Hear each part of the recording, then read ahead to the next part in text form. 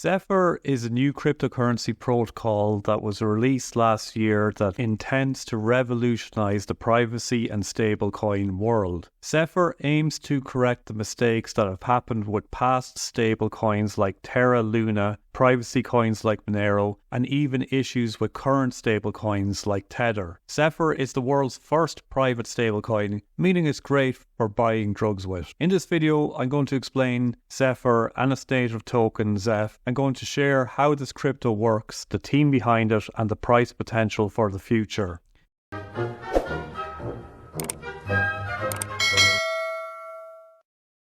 The Zephyr project uses a proof-of-work model. It is a fair launch project, meaning there was no venture capitalists and no pre-sales. The Zephyr ecosystem consists of 3 different tokens. The first token is the native token ZEPH, which is the foundational cryptocurrency of the Zephyr protocol, functioning as the base coin and the decentralized protocol reserve asset in the ZEPH-inspired stablecoin protocol. The second coin is the ZEPH USD, which is the over-collateralized private stablecoin of Zephyr protocol, pegged to the US dollar, backed by ZEPH in the decentralized protocol reserve, valued as $1 worth of ZEPH. And the third is ZEPH Reserve, which represents a share of equity in the protocol's reserve. These coins offer a stake in the protocol's financial health and success. So the Zephyr protocol is a collateralized stablecoin protocol, meaning that stablecoin ZEPH USD is not backed by real-world assets, but is instead backed by its sister token, ZEPH. This is in stark contrast to other stablecoins like Tether and USDC, which are both backed by real-world assets in the form of US dollars. Now, if that rings some alarm bells for you, the fact that it isn't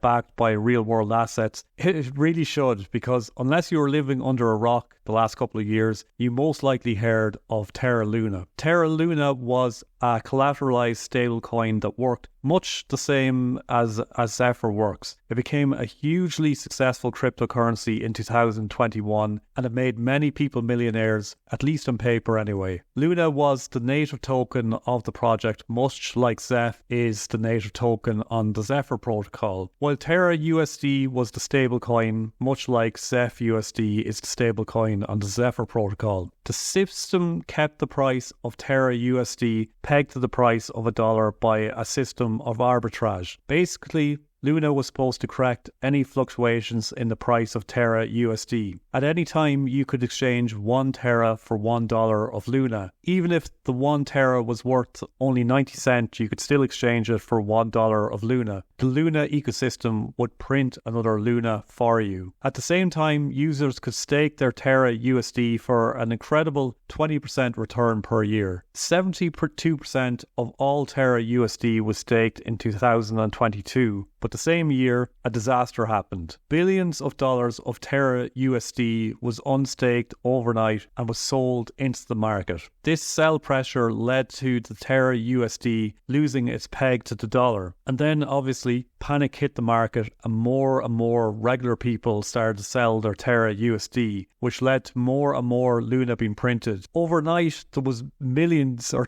I actually think it was trillions of Luna printed, and Terra USD and Luna became almost worthless and people lost millions. The Zephyr protocol is based on something called a ZEPH implementation. I think I'm pronouncing that right, I'm not sure, which is a smart contract protocol that algorithmically executes smart contracts to keep a stablecoin pegged to an asset. ZEPH originated from a collaboration between the Ergo Foundation and the Cardano ecosystem, and its first deployment was Sigma USD on the Ergo network in 2021. So ZEPH is a fork of Monero. It inherits all its privacy features of Monero, meaning that transactions of any core asset, ZEPH USD or ZEPH Reserve, are untraceable and unlinkable, ensuring complete privacy of users. This enables Zephyr protocol to give rise to the world's first over-collateralized private crypto-backed stablecoin. So ZEPH is an over-collateralized coin, and what that means is that, in theory, the coin ensures that there are always enough reserves to cover the circulating supply of the stablecoin.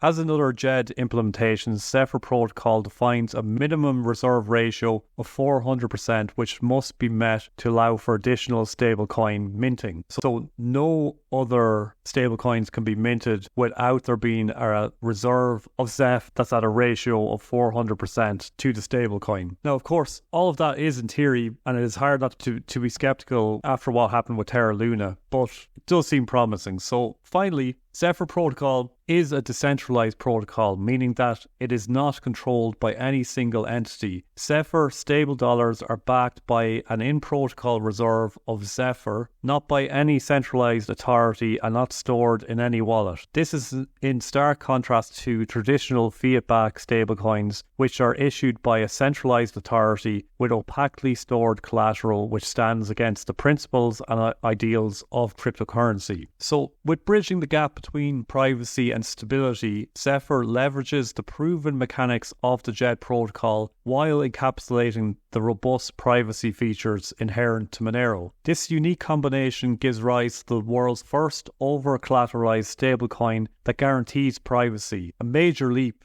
in the evolution of digital currencies. Unlike algorithmic stablecoins, for example, Terra Luna, Zephyr Protocol avoids the risk of a debt spiral by not minting base coins to maintain its peg. It emphasizes decentralization, moving away from centralized entities like Tether. So in theory, and it is important for me to say in theory because I'm reading a lot of things that I've just picked up off the website and I don't understand some of this stuff on a technical level. But in theory, what happened to Terra Luna can't happen to Zeph, and Zeph is a truly unique project that stands out among its competitors because it's the first one that's privatized, has a stable coin, and also is completely decentralized. So there's nothing like Zeph out there. Zeph is the first project that can offer privacy, complete decentralization, no base coin inflation, and the best possible collateralization and scalability altogether. This project has a fully doxed team and a strong team as well behind it. And with the progress on the project, we aren't going to see a rug pull scenario. That's extremely, extremely unlikely. It'd be crazy if that happened. So when we look at the tokenomics, at the time of making this video, Zeph cost around $17 per coin. Might have fluctuated between the time that I'm doing the audio and actually